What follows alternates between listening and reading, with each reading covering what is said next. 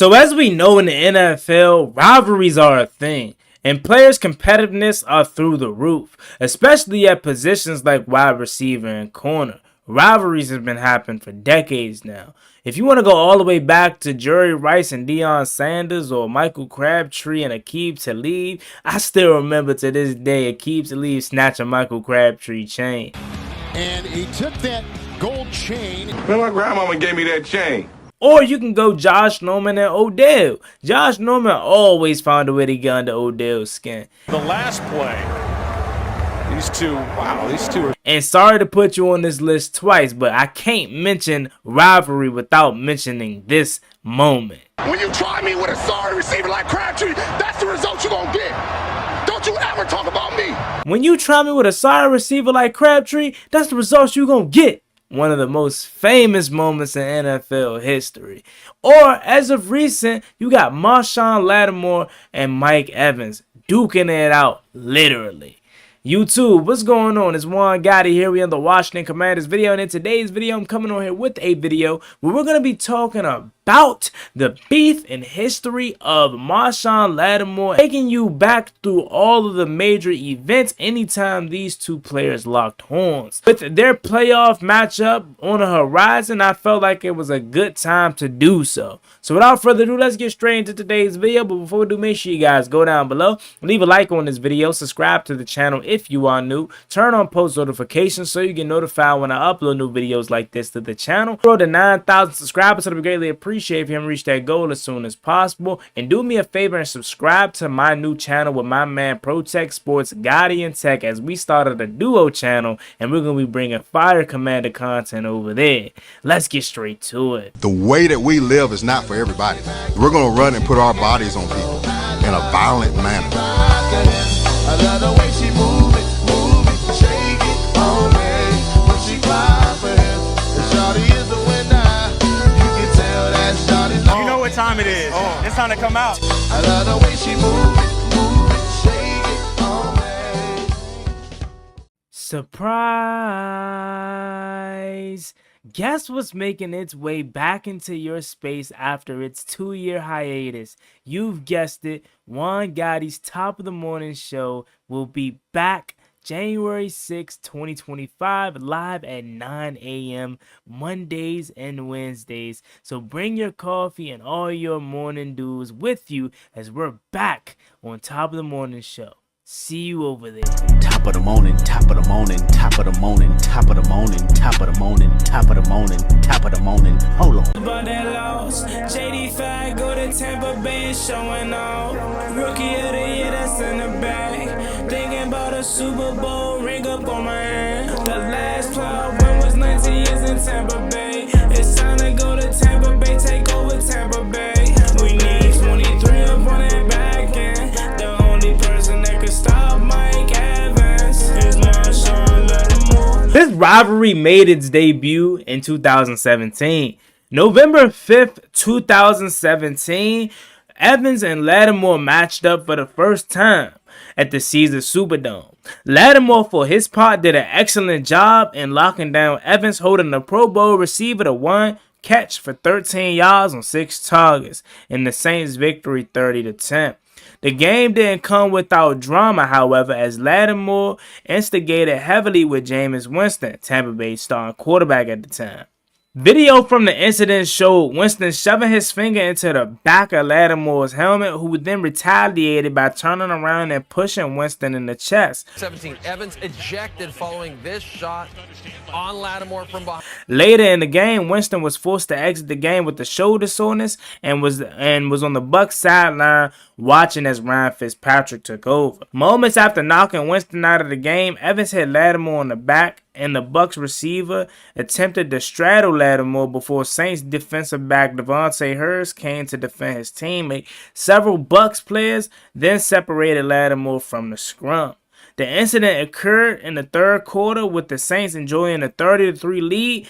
Evans was called for unnecessary roughness. Though neither him or Lattimore was suspended, it was the start of something crazy. Let me get this straight. Jameis Winston is the reason for all this? 1, 2, 3 into the 4. 1, 2, 3 into the 4. The Bucks, Q's, and C's coming out that door. The Bucks, Q's, and C's coming out that door. Now, we don't know how to do these rhymes. We don't know how to do these rhymes. We know about pancake blocks and throwing dimes. We know about pancake blocks and throwing dimes. You call yourself a loyal Washington Commanders fan? Well, I want to put that to the test. Can you name this Commanders player by their voice? And we preach that, we practice that, and we live that. You know, no matter who is out there, you know, we all have the opportunity to go out there and make a play. And when it came down to it, we went out there and made a play. Leave it down below in the comments section who you think that player is, and you're going to be a shout out in the next video. Now we fast forward to the COVID season 2020. While it will be over 3 years into the next major incident between Evans and Lattimore, it occurred in the first game of the 2020 season between the two teams. Once again, Lattimore locked down Evans on the field as Evans caught 1 of 4 targets for 2 yards and a touchdown in the Saints' 34-23 win. On a 3rd and 2 from New Orleans' 39-yard line, Brady threw a perfect pass to Evans, who was on a streak, but Lattimore broke it up to force the Bucks to punt on their opening drive. After the play, Evans grabbed around the shoulder and neck of Lattimore before turning and walking away. Lattimore then pushed Evans in the back, causing him to stumble before wiping around and smacking the helmet right off of Lattimore's head. The rest of the team came to break it up, and the referees called a 15-yard penalty on Lattimore and nothing on Evans. The two would exchange words and slander throughout the rest of the game, but there wasn't any more physical banter in the game, while it was a rough debut for Brady and the Bucks. Leonard Fournette shoves him aside. Brady's in his face, and here comes Evans. So now it's September 18, 2022. While Evans didn't exactly dominate against Lattimore in this game, he did break free from the star corner, noting the 3 catch for 61 yards, both enough to lead the Bucks to a 20-10 Week 2 win over the Saints in the season Superdome. Drama was still obviously in the game, one that spilled over and had a major implication later on.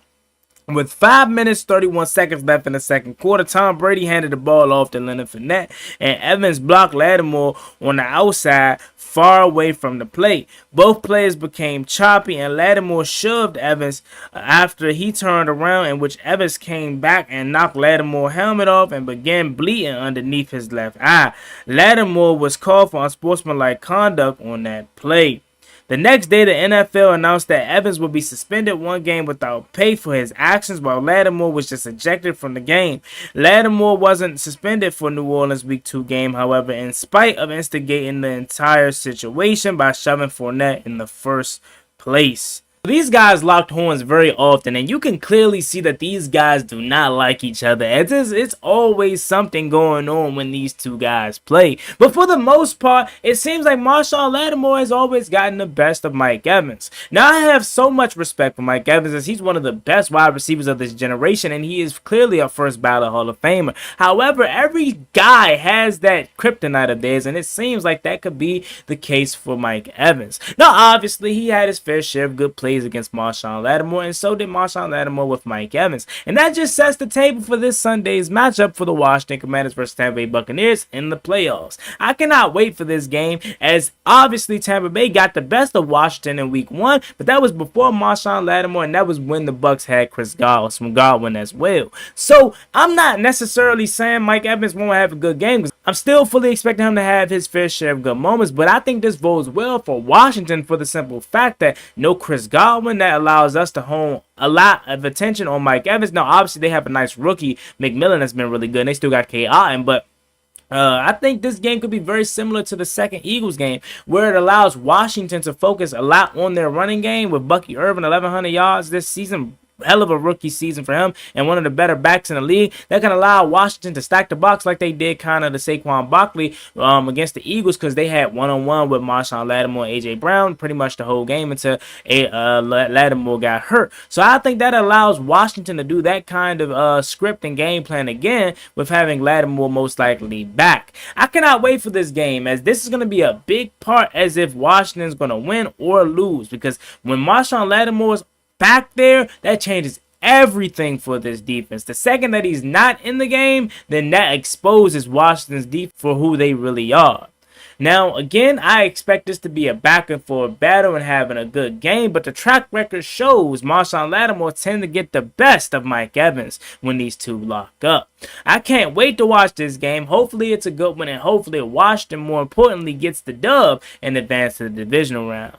So there you have it. As always, me and boy Juan Gotti. Like, comment, and subscribe to the channel. Don't forget, tonight I will be going live on the channel with Ed Oliver and Street Scores to preview this very game. And we're going to talk more in detail about this game. So make sure you guys come through for that. As always, me and boy Juan Gotti. Like, comment, and subscribe to the channel. Turn on post notifications. We're on the road to 9,000 subscribers. Thank you so much. Y'all have a blessed one. Stay safe. Be easy out there. Peace.